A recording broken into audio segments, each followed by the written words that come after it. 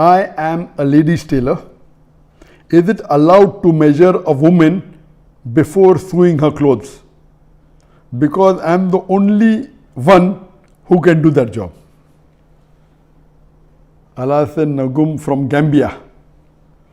Alasan Nagum from Gambia asked the question that he is a lady tailor. Can he measure the ladies before sewing her clothes? And he says he is the only one who can do the job. As far as being a ladies tailor per se, stitching the clothes of ladies is not haram, but the associate things may be haram.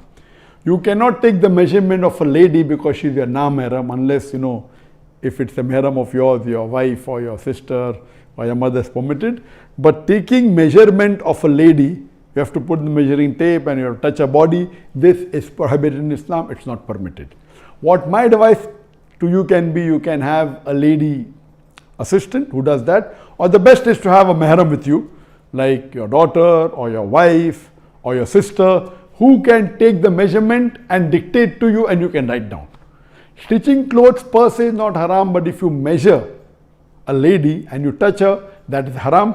If you think you are the best in doing this job, as you said, I'm the only one who can do the job and you may be a designer.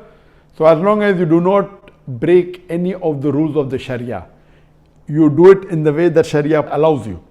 Like having a mahram lady with you who takes the measurement and then tells you, and then you stitch, and she takes the trial and she does basically the talking, and you don't involve in staring at a woman or touching her. So if you take precaution of this, then you can continue, or if you cannot take, my advice to you would be that you change the job.